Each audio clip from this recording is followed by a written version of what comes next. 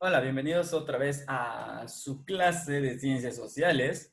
Antes que nada, pues quiero comenzar esta clase con una bienvenida. Básicamente, pues hemos estado 2 semanas en vacaciones.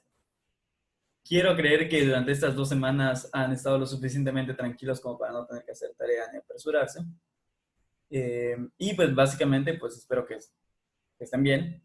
No anden saliendo de su casa, por el amor de Dios, a menos que sea necesario. Y recuerden que todavía estamos en contingencia, entonces pues vamos a continuar con las clases en línea. Y el día de hoy pues vamos a tener el siguiente tema que seguía en el que nos quedamos la vez anterior. ¿De acuerdo? Es decir, todavía seguimos en el bloque 2, todavía no estamos en el bloque 3. Para mayo me parece que van a hacer sus exámenes, entonces ya nos quedan unos cuantos días para iniciar propiamente el bloque 3 y que terminemos y cerremos este. Bien, vamos a iniciar con el tema del día de hoy. ¿Qué es lo que vamos a ver hoy? Básicamente eso es un solo tema que estoy dividiendo en dos partes. La primera parte, que es la que vamos a ver hoy, van a ser las relaciones sociales y los procesos sociales. Y en la segunda parte vamos a ver las prácticas sociales. Entonces, realmente este es un solo tema de acuerdo al material del libro, pero nosotros lo vamos a ver en dos clases distintas. Y para comenzar, pues hay que entender primero, entonces, lo que son las relaciones sociales. Para esto, creo que es evidente que la sociedad, cualquier sociedad, se da en un tiempo y lugar determinado. Dentro de este tiempo, las acciones que suceden, las interacciones que suceden entre los diversos grupos, individuos, clases eh, sociales, van a generar sobre todo ciertas consecuencias. Estas ciertas consecuencias son lo que nosotros llamamos la historia. Es decir, entre estos grupos, clases, eh, ambientes, instituciones que interactúan y que se ven afectadas mutuamente, va a irse formando la historia a partir de estas acciones libres de los grupos y los individuos. Y esto va a ser de alguna manera el alma misma de la sociedad, porque le va dando forma a lo que la sociedad se concibe de sí misma. Entonces, esta historia o este pasado va siendo parte de la esencia de una sociedad. ¿Qué es lo que sucede con esto? Bueno, pues básicamente que ahí estamos viendo dos cuestiones. Por un lado, un proceso social y por otro lado, una relación social. La relación social va a ser un aspecto de la estructura. Es decir, se suele considerar que la relación social es el aspecto estático a un determinado momento de un proceso de interacción. Es decir, es como una fotografía en un instante dentro de la constelación de ingredientes de un proceso social. Mientras que todo el movimiento que sea, toda la interacción que hay en movimiento, va a ser el proceso social y que es más bien como ver una película. Entonces, mientras la relación social es simplemente una fotografía, o sea, un breve momento de esto, toda la película completa, es decir, todo el movimiento es el proceso social. Entonces, esa va a ser la diferencia entre la relación social y el proceso social. Recuerden que la relación social se define como el momento de un proceso de interacción, pero solamente un momento. Mientras que el proceso va a ser algo dinámico, va a ser como si fuera una película. Esto nos lleva entonces a la cuestión de cómo se da esta interacción entre ambos. Cabe mencionar que las relaciones sociales vienen a ser las formas y constelaciones que a lo largo del proceso activo permanecen como notas relativamente persistentes. Por eso es que de alguna forma es una cuestión estructural, mientras que el proceso o los procesos sociales van a ser un aspecto dinámico. ¿Ok? En este caso, las relaciones sociales o formas de sociabilidad más importantes van a ser aquellas que determinen la clase social y por lo tanto las relaciones de producción. Eso desde un punto de vista marxista. Hay que recordar que al principio de este bloque, lo que estuvimos viendo fueron justamente las teorías con las que se explica el proceso, perdón, los procesos de cambio en la sociedad y la estructura misma de la sociedad. Habíamos visto que entre estas escuelas estaba la estructural funcionalista, la marxista, la comprensiva de Weber y la teoría crítica. ¿Por qué les recuerdo esto? Porque muchas cosas que vamos a escuchar ahorita las estoy tomando de un autor que desde que lo conozco, siempre ha sido de tendencia marxista. Entonces, básicamente le da énfasis a ciertos aspectos que quizá en otras corrientes no le den tanto. En este caso, por ejemplo, las relaciones de producción y la conciencia de la clase son cuestiones netamente marxistas que le dan tanto énfasis que prácticamente reducen todo el aspecto social a única y exclusivamente este tipo de relaciones. A pesar de que saben de que no, de que hay más, sino que les dan mayor enfoque a esto. Entonces, ¿qué relaciones sociales existen? En primer lugar, las de producción que ya mencioné. En segundo lugar, las relaciones interindividuales. ¿Cuáles van a ser estas relaciones? Pues básicamente son aquellas que se establecen entre dos o más individuos y que se fundan en lo que cada uno tiene de características individuales. Es decir, básicamente es una interacción individual y que más bien entraría en el campo de estudio de la psicología social. ¿Por qué formamos amigos? ¿Por qué cómo amamos en la familia? El estilo de apego en las relaciones interpersonales, etc. Luego tenemos las relaciones colectivas y estas se van a dar en virtud de funciones colectivas. ¿A qué se refiere con que sea colectiva? Con que es cómo actúa un todo. Un todo conformado por diversos sujetos que desempeñan un papel dentro del grupo y que tienen que ver justamente con esta cuestión colectiva.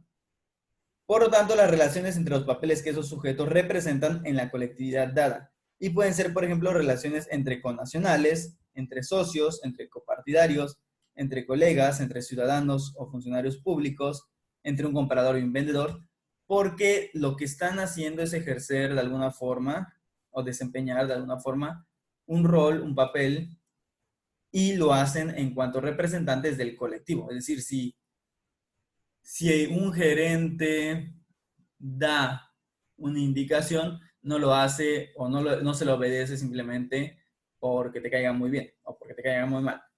Es en virtud de que representa algo. En este caso, pues representa a la empresa y por lo tanto la autoridad que de ella emana.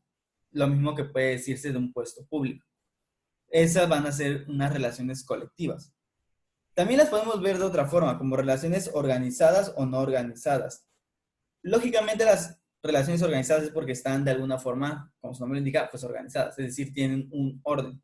Este orden es que ya existe una regulación y por lo tanto hay ciertas normas colectivas que quedan plasmadas de forma relativamente rígida como un código de ética profesional, como un reglamento de trabajo, como un reglamento de la escuela, como una constitución política, etc. Es decir, ya hay una cuestión hasta cierto punto impositiva y que de alguna manera pueda coaccionar lo que hacen los demás individuos dentro de este grupo o dentro de estas relaciones. Esa cuestión de lo que puede coaccionar o no, recuerden que ya lo vieron en ética y espero que se acuerden un poco, si no, pues yo les recuerdo a la memoria. Van a existir diversos tipos de normas. Recuérdenlo, normas sociales, normas morales, normas legales o jurídicas y normas religiosas. De estas, únicamente las normas jurídicas son coactivas. Es decir, solamente ellas se pueden obligar porque se va a utilizar la fuerza del Estado para hacer que los miembros obedezcan las reglas. ¿Ok? Mientras que los demás tipos de normas son normalmente libres en este caso, o que no hay una coacción real, vaya. O sea, no es que haya la capacidad del Estado de intervenir en ese sentido. Simplemente al Estado no le importa porque es su problema. Eso va a depender de culturas y de países. Por ejemplo, hay países donde las normas religiosas, como los musulmanes, son también reglas jurídicas y no simplemente, y a la vez normas sociales. Entonces va a depender mucho del país, pero en general las normas sociales no son coactivas. Lo mismo que las religiosas y las morales. Mientras que las jurídicas sí, porque hay un Estado que es el que determina y el que castiga el que no cumple con esas reglas, o que debería estar para eso, por lo menos. Entonces, básicamente, cualquier relación donde haya una norma más o menos persistente y hasta cierto punto no flexible o rígida, va a ser una relación organizada. Luego tenemos a las otras que mencionaba, las relaciones no organizadas o espontáneas. Esta, como su nombre lo indica, se va a dar libremente y por lo tanto no hay problema en su permanencia o disolución, así como en su iniciación. Puede darse, por ejemplo, una conversación de negocios entre dos empresarios, o también darse entre dos compañeros, o entre un alumno y un maestro. El caso es que estas son espontáneas justamente porque, a diferencia de la anterior, no hay un reglamento, no hay nada que lo rija, simplemente se da por oportunidad, por ocasión, por gusto, por apego, por otro tipo de cuestiones. Podemos mencionar también relaciones sociales por fusión parcial o interpenetración. Esto sucede justamente en grupos comunitarios o de una idea más colectivista.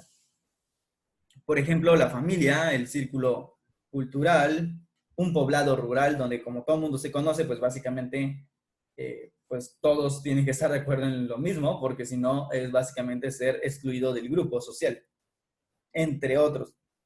También hay que entender que hay culturas más colectivistas y otras que son más individualistas. La cultura occidental, que es en la que nosotros también nos encontramos, y que incluiría básicamente toda Europa, Estados Unidos, toda Europa y América, básicamente somos más individualistas.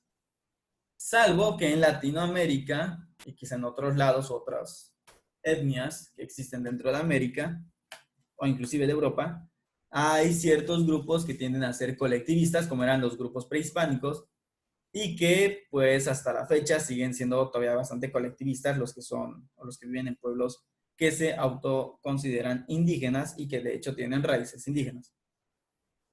Entonces este tipo de grupos son comunitarios, mientras que la cultura occidental en sí misma suele ser eh, más libre en ese sentido, más individualista. Y también los países de Asia, por ejemplo, suelen ser muy colectivistas. Eso lo podemos ver reflejado en la situación que sucedió pues actualmente con el virus, en donde los países asiáticos en general tuvieron una respuesta más rápida, más organizada de la misma sociedad y del mismo gobierno. No solo están acostumbrados a una disciplina mayor en este sentido, sino que por su propia cultura se les ha enseñado a seguir jerarquías, a seguir órdenes y sobre todo a que se piense en el todo, o sea, en el colectivo, en este caso en la nación o el país, y no tanto en lo individual. Y eso es algo que se da desde pequeños, porque se da a través de la escuela.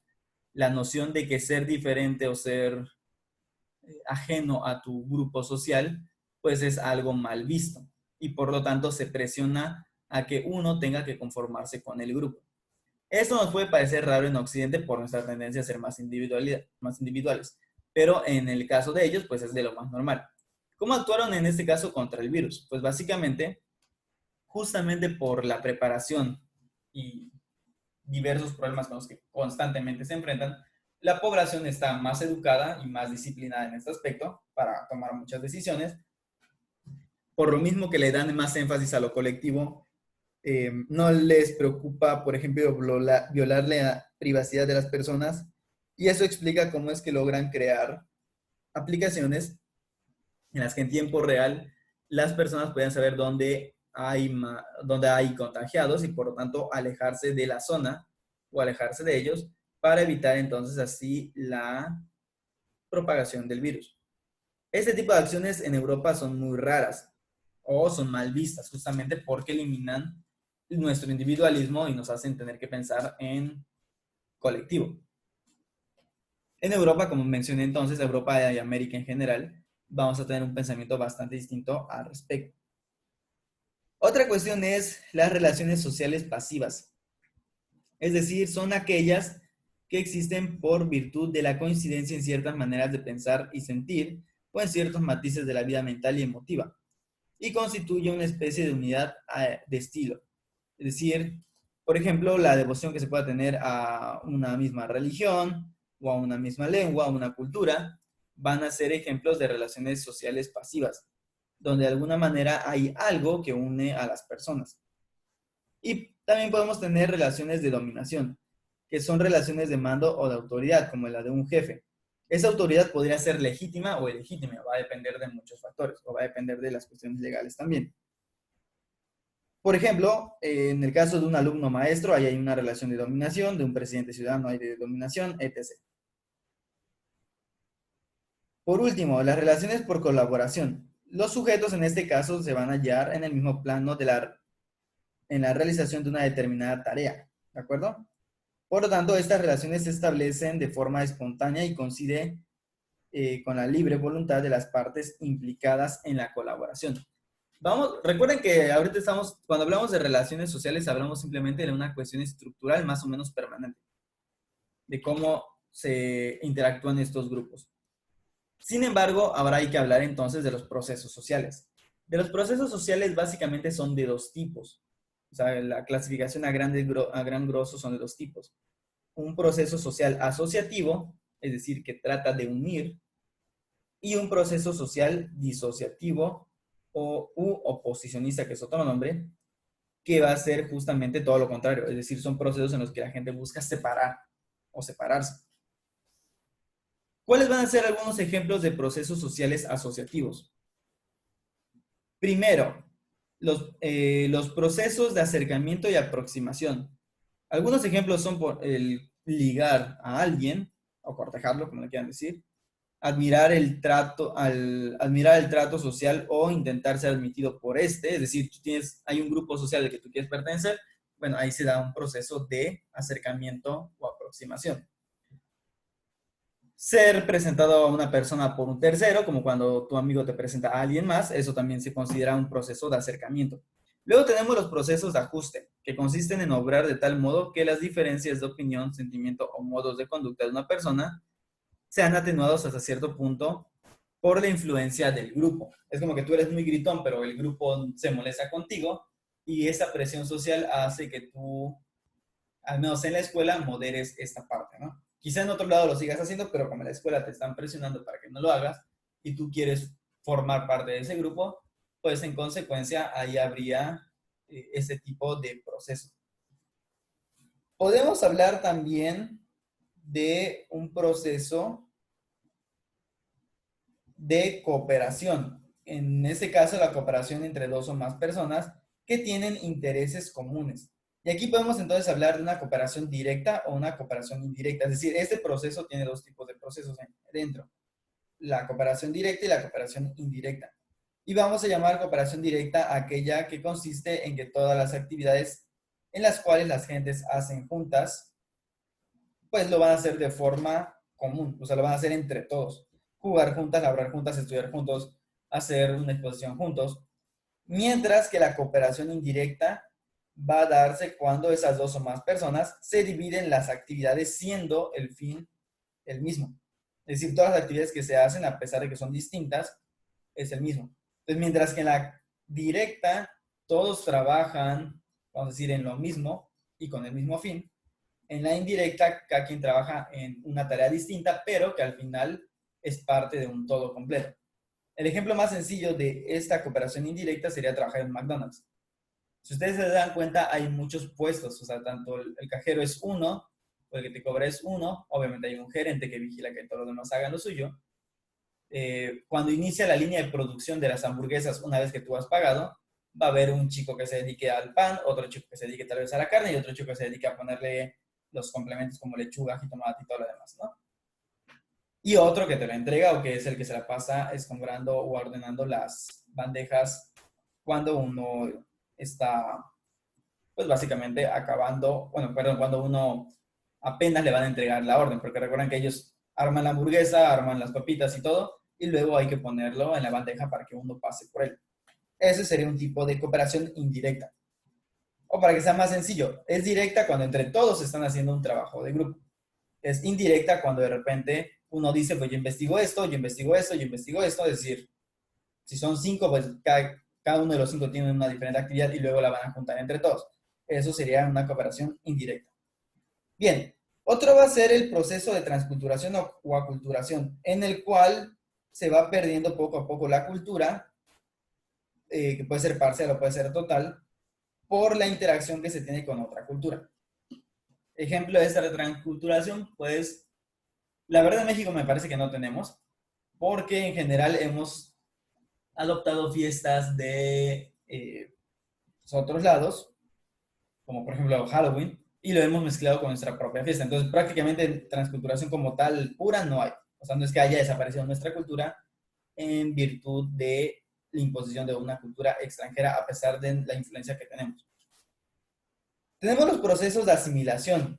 En este caso, el proceso de asimilación se da cuando los cambios que se producen en un individuo al vivir en un grupo o nación diferente se pueden llegar hasta borrar todas aquellas diferencias. Y eso pasa mucho con los inmigrantes que llegan a un nuevo país, que empiezan a adoptar la cultura y creencias del país anfitrión. Podemos también mencionar procesos de integración, unión y fusión, en donde podemos tener, en primer lugar, como proceso de integración, la concientización, donde los individuos de una clase social, o vaya, básicamente los individuos de un grupo social, empiezan a tomar conciencia de su posición dentro de la sociedad. También podemos mencionar al mestizaje. En este caso, el mestizaje va a ser otro tipo de proceso social, donde se unen varias culturas o dos culturas a través de el matrimonio y, por lo tanto, de un heredero o embarazo, bueno, una cuestión biológica que es un embarazo, que al fin y al cabo va a dar pie a una raza o a un grupo de personas que son mezcla entre dos etnias, que es lo que pasó con México, donde la mayoría somos mestizos. Luego tenemos como otro proceso más el proceso educativo. Aquí es importante entender que la educación, como es un proceso social, no solo se da en la escuela, se da desde que naces en la familia. Ellos son los primeros en proporcionar valores, creencias, ideas, formas de actuar, conductas, patrones, etc. Por lo tanto, la familia tiene tanta obligación en la educación como la escuela. La escuela lo que hace es dar otro tipo de interacciones, es decir, permite por un lado que interacciones con otros sujetos distintos de tu propia familia, que son tus compañeros, y por otro lado, además de este proceso, pues está el preparar para la vida a la persona. Y aquí hay que entender que la educación tiene dos funciones. La primera, darte las herramientas generales para poder vivir en comunidad, y la segunda, y que es la que normalmente todo el mundo queremos o conocemos, pues prepararte lo suficiente para un mercado laboral, es decir, para aquello que vas a ejercer. ¿Cuál es el pequeño problema de esto? Pues que básicamente muy pocos alumnos realmente saben para qué estudian. Y no crean que solo ustedes, también hay muchos gurús educativos que dicen básicamente tarugadas, como por ejemplo que habría que enseñar más ventas o más oratoria para poder saber hablar y presentar los negocios que, por ejemplo, química, biología o matemáticas. Que porque, ¿quién le va a servir eso? Ese tipo de expresiones de ¿para qué me va a servir esto en la vida? Es lo que nos revela que realmente la gente no entiende para qué de la educación. Por ejemplo, ustedes mismos podrán decir, ¿para qué quiero yo X o Y materia? Pero recuerden que el Estado se ha obligado a proporcionar educación hasta la prepa. Y que la prepa es una educación media superior. Es decir, ya no es educación básica como tal. Educación básica sería preescolar, sería primaria y sería secundaria. ¿Por qué entonces no involucra a la prepa ni a la universidad? Porque es media superior. La educación básica es, como su nombre indica, la base. O sea, es la base sobre la cual todos deberían dejar de ser analfabetos, es decir, deberían saber escribir, deberían saber hablar, deberían saber lo más básico de ciencia y de filosofía o de su contexto para que no les vean la cara. Entonces hay varias funciones de la educación. En primer lugar, transmitir los valores, ideas, creencias de una sociedad. En segundo lugar, estas, pues poder seguir, perdón, estas para hacer, les va a servir en la vida a las personas cotidiana, a pesar de que pueda parecer de que no realmente todo el conocimiento de la escuela te sirve, especialmente en primaria y secundaria, donde pues todavía sigue siendo muy genérico. Y la prepa, y el tercer punto por el cual la educación también es importante es ya formarte para que tú puedas salir al mundo laboral. Pero esto sucede normalmente ya hasta la preparatoria y la universidad. En la educación básica esa parte no es la importante, ni siquiera en la preparatoria. O sea, al final la preparatoria es una extensión más de la secundaria, donde ve los temas más profundos justamente en virtud de dos objetivos. Primero, que tenga los conocimientos generales para poder luego entender un mayor contexto cuando estés en tu carrera. O dos, y que es de hecho más importante aún, pues que sigue siendo para que vivas en sociedad, porque si tú no continúas la carrera de cualquier manera, tienes que tener los elementos científicos y humanistas y, bueno, básicamente de tu cultura o tradición lo suficientemente bien como para que puedas vivir una vida equilibrada o, mejor dicho, eh, sana, socialmente hablando, y pues de alguna forma no te vean tampoco la cara. Entonces, básicamente esas serían las tres funciones de la prepa. La universidad ya es, ahora sí, enfocada única y exclusivamente a tu ámbito profesional o laboral. ¿Por qué? Porque aquí ya estamos hablando de que ya te especializas en un tema, o en, bueno, te vas empezando a especializar en un área.